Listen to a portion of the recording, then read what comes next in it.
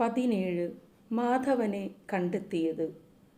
ധനം കൊണ്ട് കുബേരതുല്യനായിരിക്കുന്ന ബാബു ഗോവിന്ദസന്റെ ആതിഥ്യത്തെ പരിഗ്രഹിച്ച് സ്വർലോകത്തിലെ അമരാവതിയോട് തുല്യമായ അമരാവതി ബംഗ്ലാവിൽ മാധവൻ അതിസുഖത്തോടെ ഒരു 10 ദിവസം താമസിച്ചു. അതിൻ്റെ ശേഷം പുറപ്പെടാനായി യാത്ര ചോദിച്ചു. താൻ യാത്ര ചോദിച്ചതിന് 4 ദിവസം മുൻപ് ഗോവിന്ദസന്റെ മകൻ കേശവചന്ദ്രസൻ കൽപ്പന അവസാനിച്ചതിനാൽ ബൊംബായിലേക്ക് മടങ്ങിപ്പോയിരിക്കുന്നു. ബാബു ഗോപിനാഥ ബാനർജി കൂട്ടുകച്ചവടത്തിലെ ഒരു ബ്രാഞ്ച് കച്ചവട സ്ഥലത്തിലേക്കും അന്നുതന്നെ പോയി. അദ്ദേഹത്തിൻ്റെ സ്ഥിരമായ താമസം ഒരു ബ്രാഞ്ച് കച്ചവടം നടക്കുന്ന സ്ഥലത്തായിരുന്നു. മാധവൻ മലബാറിലേക്ക് തൽക്കാലം മടങ്ങുന്നില്ലെന്നും ബർമ, കാശി, അലഹബാദ്, ആഗ്ര, ഡൽഹി, ലാഹോർ മുതലായ സ്ഥലങ്ങളിൽ 2 മാസം സഞ്ചരിച്ചതിന് ശേഷമേ മടങ്ങുന്നുള്ളൂ എന്നും പറഞ്ഞതിനാൽ കേശവചന്ദ്രസേനും ഗോപിനാഥ ബാനർജിയും മാധവനോട് താൻ എപ്പോഴെങ്കിലും മടങ്ങിപ്പോകുന്നതിന് മുൻപ് ഗോപിനാഥ ബാനർജി താമസിക്കുന്നിടത്തേക്ക് 2 ദിവസവും മടക്കത്തിൽ ബൊംബായിലെത്തിയാൽ കേശവചന്ദ്രസന്റെ കൂടെ 2 ദിവസവും താമസിച്ചിട്ടേ പോകുകയുള്ളൂ എന്നുള്ള വാഗ്ദത്തം വാങ്ങിയിട്ടാണ് അവർ പുറപ്പെട്ടു പോയത്. അവർ പോയി 4 ദിവസം കഴിഞ്ഞ ശേഷം മാധവനും യാത്ര പുറപ്പെട്ട് ഗോവിന്ദസേനെ അറിയിച്ചു. ഈ ബാബു ഗോവിന്ദസൻ ധനത്തിൽ തന്നെയല്ല, മര്യാദ, വിനയം, ഔദാര്യം, ദയ ഇതുകളിലും ആരാലും ജയിക്കപ്പെട്ടവനല്ല. ഈ പുസ്തകത്തിൽ ഞാൻ പഞ്ചുമേനവനെയും മൂർഖില്ലാത്ത നമ്പൂതിരിപ്പാട്ടിനെയും മഹാധനികന്മാർ എന്നും 1-2 ദിക്കിൽ മൂർഖില്ലാത്ത നമ്പൂതിരിപ്പാടിനെ കുബേരൻ എന്നും പറഞ്ഞിട്ടുണ്ട്. ഇപ്പോൾ ബാബു ഗോവിന്ദസേനെയും ധനികൻ, കുബേരൻ എന്നെല്ലാം പറയുന്നുണ്ട്. എന്നാൽ എൻ്റെ വായനക്കാർ ഇവരെല്ലാം ധനത്തിൽ ഏകദേശം ഒരുപോലെ എന്ന് വിചാരിച്ചു പോവരുത്. ബംഗാളിലെ കുബേരനും മദിരാശി സംസ്ഥാനത്തിലെ കുബേരനും തമ്മിൽ വളരെ അന്തരമുണ്ട്.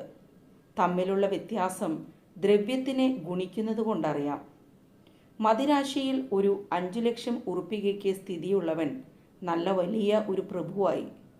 ബംഗാളത്ത് 5 ലക്ഷക്കാർ 4ാം ക്ലാസ് ധനികരാണ്. അവിടെ 5 കോടി ദ്രവ്യസ്ഥന്മാർ ഒരു വക നല്ല പ്രഭുക്കളായി. മഹാധനികൻ കുബേരൻ എന്ന് സംശയം കൂടാതെ ബംഗാളത്തിൽ ഒരുവനെ പറയണമെങ്കിൽ അയാൾക്ക് ഒരു 15 കോടിക്ക് മേലെ ദ്രവ്യം വേണം. ഗോവിന്ദസേനും അനുജൻ ചിത്രപ്രസാദസേനും ഇങ്ങനെ 15 കോടിക്ക് മേലെ ദ്രവ്യമുള്ളവരിൽ അഗ്രഗണ്യനായിരുന്നു. മാധവൻ യാത്ര പറഞ്ഞ് പിരിയാറായപ്പോൾ ഗോവിന്ദസൻ വളരെ വ്യസനിച്ചു. ഗോവിന്ദസൻ: നോം തമ്മിൽ വളരെ സ്നേഹിച്ചുപോയി. താങ്കൾ പിരിഞ്ഞു പോകുന്നത് ഇപ്പോൾ എനിക്ക് വളരെ വ്യസനമായിരിക്കുന്നു. നിവൃത്തിയില്ലല്ലോ. താങ്കളുടെ യോഗ്യതയും സാമർഥ്യവും മര്യാദയും എനിക്ക് അറിവായിടത്തോളം ഓർക്കുമ്പോൾ താങ്കൾ മദിരാശി ഗവൺമെൻറ് കീഴിൽ വളരെ യോഗ്യതയായ ഒരു ഉദ്യോഗത്തിൽ വരുമെന്ന് ഞാൻ വിശ്വസിക്കുന്നു.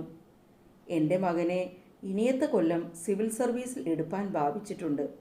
എന്നാൽ എനിക്ക് അവൻ ഉദ്യോഗത്തിലിരിക്കണമെന്ന് അത്ര മനസ്സില്ല. എങ്കിലും അവന് ഉദ്യോഗത്തിലാണ് രുചിയുള്ളത്. ഗൃഹസ്ഥവൃത്തിയും കാര്യാന്വേഷണവും കച്ചവടവും അവന് അത്ര രസമില്ല. താങ്കൾക്ക് മനസ്സിനുണ്ടായ വ്യസനമെല്ലാം തീർന്ന് താങ്കളും അവനും ഒരേ കൊല്ലം സിവിൽ സർവീസിൽ ആയി എന്ന് അറിവാനും താങ്കൾ നാട്ടിലെത്തി പ്രിയപ്പെട്ട കുടുംബത്തോട് ചേർന്ന് സുഖമായിരിക്കുന്നു എന്ന് കേൾക്കാനും ഞാൻ സർവശക്തനായിരിക്കുന്ന ദൈവത്തെ പ്രാർത്ഥിക്കുന്നു എന്ന് പറഞ്ഞ് ഗോവിന്ദൻ മാധവനെ പിടിച്ച് മാറത്ത് അണച്ച് ആലിംഗനം ചെയ്ത് വിശേഷമായ ഒരു പൊൻഗടിയാളും പൊൻചങ്ങലയും തങ്കനീരാളത്തിൻ്റെ ഒരു സൂട്ട് ഉടുപ്പും ആനക്കൊമ്പ്, വെള്ളി ഇതുകളെ കൊണ്ട് വേല ചെയ്തിട്ടുള്ള അതിമനോഹരമായ ഒരു എഴുത്തുപെട്ടിയും സമ്മാനമായി കൊടുത്തു. ഗോപിനാഥ ബാനർജിയുടെ ബ്രാഞ്ച് കച്ചവട രാജ്യത്തിലേക്ക് വണ്ടി കയറുന്ന തീവണ്ടി സ്റ്റേഷനിലേക്ക് തൻ്റെ ഗാഡിയിൽ കയറ്റി ഗോവിന്ദസൻ മാധവനെ കൊണ്ടുപോയി. വണ്ടി കയറാറായപ്പോൾ 2 പേർക്കും കണ്ണിൽ ജലം വന്നു. മാധവൻ: എന്താ ഒരു കാരണം നിമിത്തം ഇത്ര മഹാഭാഗ്യവാനും യോഗ്യനുമായ താങ്കൾക്ക് എന്നിൽ ഈ ദയയും ആദരവും തോന്നി? ഇതെനിക്ക് ഈ ജന്മത്തിൽ സാധ്യമായ ഒരു മഹാഭാഗ്യം എന്ന് തന്നെ ഞാൻ എൻ്റെ ജീവനുള്ളിടത്തോളം വിചാരിക്കും. സർവഭാഗ്യ സമ്പൂർണനായിരിക്കുന്ന താങ്കൾക്ക് അല്പനായ എന്നാൽ എന്തൊരു പ്രത്യുപകാരമാണ് ഉണ്ടാവാൻ പോകുന്നത്? ഒന്നും തന്നെയില്ല. ഉണ്ടാവണമെന്ന് ആഗ്രഹിക്കുന്നതുമില്ല. എന്നാൽ താങ്കൾക്ക് എന്നിലുണ്ടായിട്ടുള്ള ഈ അധികമായ വാത്സല്യത്തിൻ്റെ വിലയെ ഞാൻ വിശ്വാസത്തോടെ അറിയുന്നുണ്ടെന്നും എല്ലായ്പ്പോഴും ഈ ദേഹമുള്ള നാളോളം താങ്കളുടെ സ്മരണ എനിക്ക് വിടുന്നതല്ലെന്നും താങ്കൾ എന്നെക്കുറിച്ച് വിശ്വസിപ്പാൻ ഞാൻ ആഗ്രഹിക്കുന്നു. ഞാൻ എൻ്റെ രാജ്യസഞ്ചാരം കഴിഞ്ഞ് മടങ്ങി നാട്ടിലെത്തിയാൽ വിവരങ്ങൾക്ക് എല്ലാം എഴുതി അയച്ചോളാം. താങ്കളുടെ ആശ്രിതന്മാരിൽ ഒരുവനാണെന്ന് എന്നെ ദയയോട് എല്ലായ്പ്പോഴും വിചാരിക്കുവാൻ വീണ്ടും ഞാൻ അപേക്ഷിക്കുന്നു. ഗോവിന്ദ സെൻ. കേശവചന്ദ്ര സെൻ്റെ അത്യുദയത്തിൽ ഞാൻ എങ്ങനെ കാംക്ഷിക്കുന്നുവോ അപ്രകാരം താങ്കളുടെ അത്യുദയത്തിലും ഞാൻ കാംക്ഷിക്കുന്നു എന്ന് പറഞ്ഞപ്പോഴേക്കും ബാബു ഗോവിന്ദ സെന്ന് ഗദ്ഗദാക്ഷരങ്ങളായിപ്പോയി. എങ്കിലും തീവണ്ടിയിൽ മാധവനെ കയറ്റി കുണ്ഠിതത്തോടുകൂടി ഗോവിന്ദൻ മടങ്ങി. മാധവൻ്റെ മലയാളത്തിലെയും മദിരാശിയിലെയും വാസസ്ഥലങ്ങളെല്ലാം നോട്ട് ബുക്കിൽ ഗോവിന്ദസെൻ കുറിച്ചെടുത്തു. വണ്ടിയിൽ കയറുമ്പോൾ തൻ്റെ ഒരു ഛായാചിത്രം എടുത്ത് മാധവന് കൊടുത്തു. ഗോവിന്ദസെൻ പോയി. തീവണ്ടിയും ഇളകി. മാധവൻ അപ്പോൾ ഗോപിനാഥ ബാനർജി താമസിക്കുന്ന ദിക്കിലേക്കാണ് ടിക്കറ്റ് വാങ്ങിയിരിക്കുന്നത്. ഗോപിനാഥ ബാനർജിയോട് പറഞ്ഞ പ്രകാരം അദ്ദേഹത്തിനെ കാണാതെ പോവാൻ പാടില്ലല്ലോ. പല സംഗതികളും വിചാരിപ്പാനുണ്ടായതുകൊണ്ട് മാധവന് വഴി പോകുന്നത് ഒന്നും അറിഞ്ഞില്ല. അങ്ങനെ ഇരിക്കുമ്പോൾ ഒരു വലിയ സ്റ്റേഷൻ എത്തി. പിന്നെ അവിടെ നിന്ന് ഗോപിനാഥ ബാനർജിയുടെ വാസസ്ഥലത്തേക്ക് 68 മൈൽസ് ദൂരമാണുള്ളത്. ആ സ്റ്റേഷനിൽ നിന്ന് അല്പം പലഹാരങ്ങളും മറ്റും കഴിച്ച് മാധവൻ അവിടെ നിന്നും പോന്നു. ആ വലിയ സ്റ്റേഷൻ്റെ അടുത്ത് അപ്പുറമുള്ള സ്റ്റേഷനിൽ എത്തിയ ഉടനെ ചെറുപ്പക്കാരനായ ഒരു സുന്ദര പുരുഷൻ താനിരിക്കുന്ന വണ്ടിയുടെ വാതിൽ തുറന്ന് ആ വണ്ടിയിൽ തനിക്ക് അല്പനേരം ഇരിക്കുന്നതിന് ആർക്കെങ്കിലും വിരോധമുണ്ടോ എന്ന് ഇംഗ്ലീഷിൽ മാധവൻ്റെ മുഖത്തേക്ക് നോക്കിക്കൊണ്ട് ചോദിച്ചും യാതൊരു വിരോധവുമില്ലെന്ന് മാധവൻ മറുപടി പറഞ്ഞും അതിലുള്ള ശേഷം വഴിയാത്രക്കാർ ഇംഗ്ലീഷ് പരിചയമില്ലാഞ്ഞിട്ടായിരിക്കും ഒന്നും പറഞ്ഞില്ല. ഈ സുന്ദരപുരുഷൻ വണ്ടിയിൽ മാധവൻ്റെ അടുക്കെ പോയിരുന്നു. അയാൾ കാഴ്ചയിൽ അതിസുമുഖനായും അയാളുടെ ഉടുപ്പും പുർസാപ്പാടും ബഹുഭംഗിയായും ഇരുന്നു. ജാതിയിൽ ഒരു മുസൽമാനായി കാണപ്പെട്ടു. തലമുടി വളർത്തി ചുമലിന് അല്പം മീതെ വെച്ച് നിരത്തി മുറിച്ചിരിക്കുന്നു. അതിഭംഗിയുള്ള മേൽമീശ കൂടാതെ മുഖത്ത് രണ്ടു ഭാഗത്തും സൈഡലോക്സ് എന്ന് ഇംഗ്ലീഷിൽ പറയുന്ന മാതിരിയിൽ രോമം കുറെ നീട്ടി നിരത്തി വെട്ടി മുറിച്ചിട്ടുണ്ട്. വർണ്ണം നല്ല പഴുത്ത നാരങ്ങയുടേതു തന്നെ. മുഖം ആകപ്പാടെ കണ്ടാൽ ബഹുഭംഗി. തലയിൽ മൂർധാവ് മാത്രം നല്ലവണ്ണം മൂടുന്ന മാതിരി മുഴുവൻ കട്ടിക്കസവായ ഒരു തൊപ്പി വെച്ചിരിക്കുന്നു. ആ തൊപ്പിയും അതിനു ചുറ്റുമുള്ള കറുത്ത തലമുടിയും വെളുത്ത മുഖവും മേൽമീശയും കൂടി കാഴ്ചയിൽ അതിമനോഹരം എന്ന് പറവാനുള്ളൂ. ശരീരത്തിൽ അതിവിശേഷമായ വെളുത്ത മിന്നുന്ന കട്ടി വില്ലുസുകൊണ്ട് ഒരു അങ്കർഖ കുപ്പായം, അത് മുട്ടുകഴിഞ്ഞ് 4-5 വിരൽ താണു നിൽക്കുന്നു. വെള്ള വില്ലുസ് അങ്കർഖ മുഴുവനും സ്വർണവർണ്ണങ്ങളായും കഴുത്തുമുതൽ കടിപ്രദേശം വരെ അടുത്തടുത്ത് വെച്ചിട്ടുള്ളവയുമായ കുടുക്കുകളാൽ കുടുക്കപ്പെട്ടിരിക്കുന്നു. കാലിൽ ഒന്നാന്തരം പച്ചനിറമായ പട്ടുകൊണ്ടുള്ള കാൽക്കുപ്പായം, കാലടികളിൽ ഒന്നാന്തരം തിളങ്ങുന്ന ബൂട്ട്സ്, മാറത്ത് സ്വർണവർണ്ണമായി മിന്നുന്ന ഒരു ഗടിയാൾ ചങ്ങലയും തൂങ്ങുന്നുണ്ട്. ഇങ്ങനെയാണ് ഇയാളുടെ വേഷം. ഇദ്ദേഹം മാധവൻ്റെ അടുത്തിരുന്നപ്പോൾ തന്നെ മാധവന് അതികലശലായ ഒരു പരിമളം ഉണ്ടായതായി തോന്നി. ലെവൻഡറിൻ്റെയോ പനീരിൻ്റെയോ ബഹുകലശലായ പരിമളം. ഈ മഹാരസികനായ മനുഷ്യൻ ഇരുന്ന ഉടനെ തൻ്റെ പോക്കറ്റിൽ നിന്ന് സ്വർണവർണ്ണമായ ഒരു ചുരുട്ട് കേസ്, അതായത് ചെറിയ പെട്ടി, എടുത്തു തുറന്ന് ഒരു ചുരുട്ട് താൻ എടുത്ത് കേസ് മാധവന് വെച്ച് കാണിച്ചു. താൻ ചുരുട്ട് വലിക്കാറില്ലെന്ന് ഇംഗ്ലീഷ് സമ്പ്രദായ പ്രകാരം ഉപചാരത്തോടെ മാധവൻ പറഞ്ഞപ്പോൾ തനിക്ക് വലിക്കുന്നതിന് വിരോധമുണ്ടോ എന്ന് ചോദിച്ചതിന് ഒട്ടും ഇല്ലെന്ന് മാധവൻ ആദരവോടെ പറയുകയും അദ്ദേഹം ഉടനെ ചുരുട്ട് വലിക്കാൻ തുടങ്ങുകയും ചെയ്തു. കുറെ കഴിഞ്ഞ ശേഷം അയാൾ മാധവനോട്, താങ്കൾ എവിടെ നിന്ന് വരുന്നു? എങ്ങോട്ട് പോകുന്നു? ഈ ദിക്കിൽ മുമ്പ് സഞ്ചരിച്ചിട്ടില്ലെന്ന് തോന്നുന്നു. മാധവൻ: ഞാനിപ്പോൾ കൽക്കത്താവിൽ നിന്നാണ് വരുന്നത്. ഒരു സ്നേഹിതനെ കാണാൻ പോകുന്നു. എൻ്റെ രാജ്യം മലയാളമാണ്, മദിരാശി സംസ്ഥാനത്തിൽ. ഈ വടക്കേ ഇന്ത്യ സഞ്ചരിച്ച് കാണാൻ വന്നതാണ്. താങ്കളുമായി പരിചയമാവാൻ ഇടവന്നത് എൻ്റെ ഒരു ഭാഗ്യം എന്ന് ഞാൻ വിചാരിക്കുന്നു. സുന്ദരപുരുഷൻ: അതെ, ഞാനും അങ്ങനെ തന്നെ വിചാരിക്കുന്നു. താങ്കളുടെ വല്ല സ്നേഹിതന്മാരോ ആൾക്കാരോ ഉണ്ടോ? അല്ല, താനേ പുറപ്പെടുവോ? മാധവൻ: ഒരാളുമില്ല, ഞാൻ താനേ ഉള്ളൂ. സുന്ദരപുരുഷൻ: ശരി, ഞാൻ അലഹബാദിൽ ഒരു സബോർഡിനേറ്റ് ജഡ്ജിയാണ്. എൻ്റെ അച്ഛനെ കാണുവാൻ എൻ്റെ സ്വന്തം രാജ്യത്തേക്ക് പോവുകയാണ്. എൻ്റെ അച്ഛൻ ഒരു വലിയ വർത്തകനാണ്. അദ്ദേഹത്തിന് ഞാൻ ഉദ്യോഗം ചെയ്യുന്നത് അത്ര ഇഷ്ടമില്ല. എൻ്റെ സ്വന്തം മനസ്സാൽ ഈ ഉദ്യോഗത്തിൽ ഇരിക്കുന്നതാണ്. ഞാൻ 1-ാം ക്ലാസ് വണ്ടിക്കാണ് ടിക്കറ്റ് വാങ്ങിയിട്ടുള്ളത്. എൻ്റെ ഭാര്യയും 2 മക്കളും ആ വണ്ടിയിലുണ്ട്. വണ്ടിയിലിരുന്ന് മുഷിഞ്ഞ് ഓരോ സ്റ്റേഷനിലെത്തിയാൽ എല്ലായ്പ്പോഴും ഞാൻ പ്ലാറ്റ്ഫോമിൽ ഇറങ്ങി നടന്നുകൊണ്ടിരിക്കുകയാണ്. എനിക്ക് ഈ വണ്ടിയിൽ ദൂരയാത്ര ചെയ്യുന്നത് ബഹുപദ്രവമാണ്. താങ്കൾ ഈ വണ്ടിയിൽ ഇരിക്കുന്നത് കണ്ടപ്പോൾ തന്നെ എനിക്ക് സംസാരിക്കണമെന്ന് തോന്നി. മുഖം നോക്കിയപ്പോൾ തന്നെ ഇംഗ്ലീഷ് അറിയാം എന്ന് ഞാൻ നിശ്ചയിച്ചു. ഇപ്പോൾ വളരെ സന്തോഷമായി. എൻ്റെ പേര് ഷിയർ അലി ഖാൻ എന്നാണ്. നിങ്ങളൊരു BA ആയിരിക്കുമെന്ന് ഞാൻ ഊഹിക്കുന്നു. മാധവൻ: അതെ. ഷിയർ അലി ഖാൻ: ഇനിയും ലക്ഷണം പറയട്ടെ, BL കൂടിയാണ് അല്ലേ? മാധവൻ ചിരിച്ചുകൊണ്ട്: അതെ. ഷിയർ അലി ഖാൻ: ഞാനും ഒരു ഗ്രാജുവേറ്റ് ആണ്. നിങ്ങൾക്ക് നിങ്ങളുടെ സ്നേഹിതനോട് കൂടി എത്ര ദിവസം താമസമുണ്ട്? മാധവൻ: 1 ദിവസം. ഷിയർ അലി ഖാൻ: വിശേഷവിധി ആവശ്യമൊന്നുമില്ലെങ്കിൽ നമ്മൾക്ക് ഒന്നായി എൻ്റെ രാജ്യത്തേക്ക് പോവുക. രാജ്യസഞ്ചാരത്തിന് വന്നതല്ലേ. ഇന്ന ദിക്കിൽ തന്നെ ഒന്നാമത് പോകണമെന്നില്ലല്ലോ. എൻ്റെ ഭവനത്തിൽ ഒരാഴ്ച താമസിച്ച് ആ രാജ്യത്തിലുള്ള വിശേഷങ്ങളെല്ലാം കണ്ട് പിന്നെ ഇഷ്ടം പോലെ ഏതെങ്കിലും ദിക്കിലേക്ക് പോകാമല്ലോ. മാധവൻ: ഞാൻ ഒരു സ്നേഹിതനെ കാണാമെന്ന് വെച്ചിട്ടുണ്ട്. അതുകൊണ്ട് അദ്ദേഹത്തിൻ്റെ വാസസ്ഥലത്ത് ഒന്നാമത് പോകണമെന്ന് പറഞ്ഞതാണ്. ഷിയർ അലി ഖാൻ: നിങ്ങൾക്ക് ഈ ദിക്കുകളിൽ ആരും പരിചയമില്ലെന്ന് ഞാൻ ധരിച്ചു. ആരാണ് സ്നേഹിതൻ? മാധവൻ: ഗോപിനാഥ ബാനർജി. അദ്ദേഹത്തിന് ഞാൻ ഈയിടെ കൽക്കത്താവിൽ നിന്ന് യദൃശ്ചിയ കണ്ട് പരിചയമായതാണ്. അദ്ദേഹം കൽക്കത്ത വിടുമ്പോൾ എന്നെ ക്ഷണിച്ചിട്ടുണ്ടായിരുന്നു. അതുപ്രകാരം പോകുന്നതാണ്. ഷിയർ അലി ഖാൻ: ഓ, മിസ്റ്റർ ഗോപിനാഥ ബാനർജി എൻ്റെ വലിയ ഒരു ഇഷ്ടനാണ്. എൻ്റെ അച്ഛൻ്റെയും ഇഷ്ടനാണ്. ഞാൻ കുറേ ദിവസമായി അദ്ദേഹത്തിനെ കണ്ടിട്ടില്ല. അദ്ദേഹം വളരെ നല്ല മനുഷ്യനാണ്. വലിയ വർത്തകനാണ്. താങ്കൾ അദ്ദേഹത്തിൻ്റെ സ്നേഹിതനാണെന്ന് അറിയുന്നതിൽ എനിക്ക് സന്തോഷം. എന്നാൽ ഞാൻ അദ്ദേഹത്തിന് ഒരു എഴുത്ത് തരാം.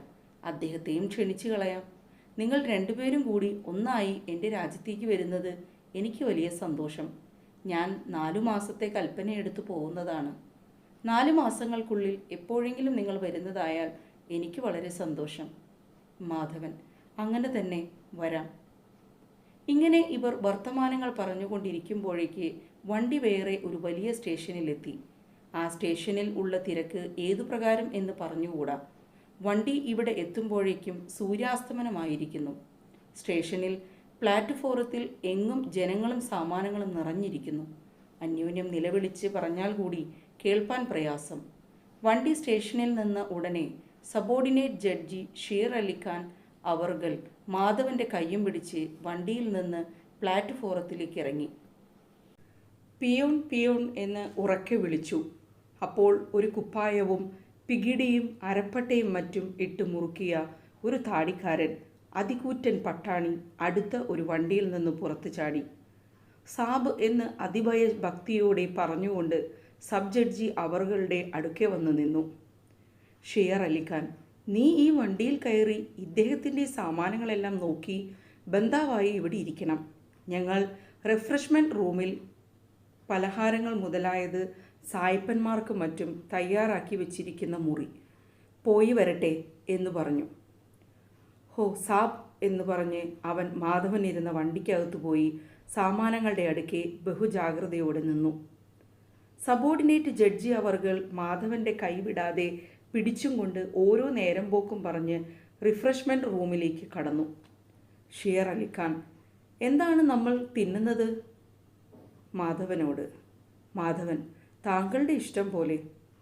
ഷിയർ അലി ഖാൻ: മാംസാഹാരങ്ങൾക്കും വൈനിനും താങ്കൾക്ക് വിരോധമില്ലായിരിക്കും. മാധവൻ: വിരോധമില്ല. ഷിയർ അലി ഖാൻ: ശരി.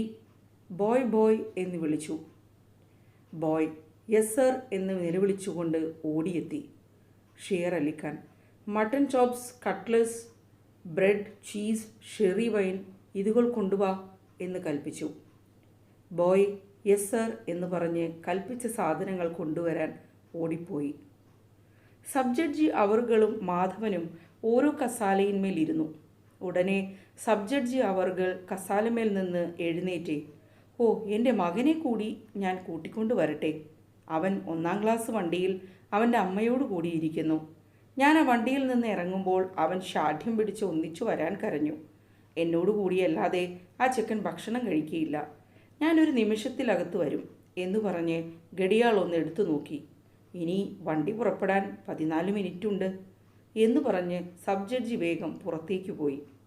കുട്ടിയെ കൊണ്ടുവരാൻ പോയത് മാധവന് സന്തോഷമായി. മാധവൻ അവിടെ ഇരുന്നു. അപ്പോഴേക്ക് ബട്ട്ലർ കൽപ്പന പ്രകാരം ഓരോ സാധനങ്ങൾ കൊണ്ടുവന്ന് വെച്ചു തുടങ്ങി. മാധവൻ സബ് ജഡ്ജിയുടെ വരവും കാത്തിരുന്നു.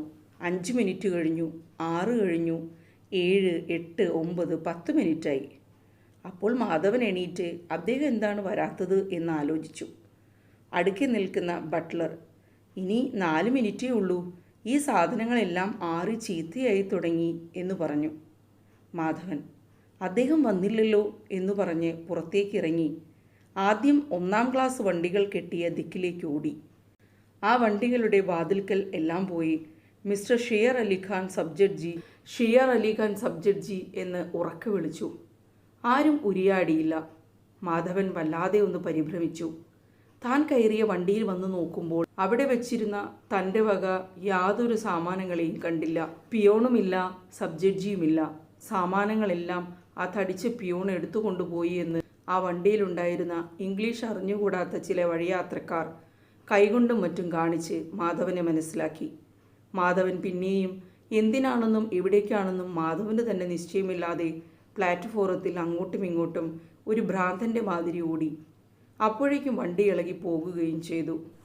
മാധവന് അപ്പോഴുണ്ടായ പരിഭ്രമവും വ്യസനവും മതിയാകും വണ്ണവും ശരിയാകും വണ്ണവും പറഞ്ഞ് എൻ്റെ വായനക്കാരെ ധരിപ്പിപ്പാൻ എന്നാൽ പ്രയാസം.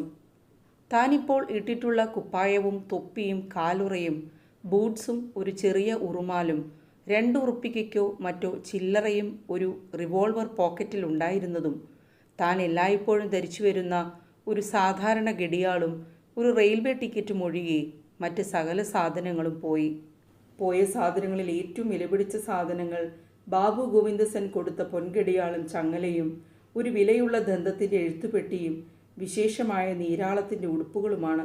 പാവം സാധു മാധവൻ അന്ധനായി പ്ലാറ്റ്ഫോമിൽ കുറേ നിന്നു. വണ്ടിയും പോയി. സ്വത്തുക്കൾ സകലവും അലഹബാദിലെ സബ് ജഡ്ജിയും കൊണ്ടുപോയി. ഈ ഷിയർ അലിഖാൻ എന്ന് കള്ളപ്പേർ പറഞ്ഞ പെരുങ്കള്ളൻ ഈ വക പ്രവൃത്തിയിൽ വളരെ പണം തട്ടിപ്പറിച്ചവനാണ്.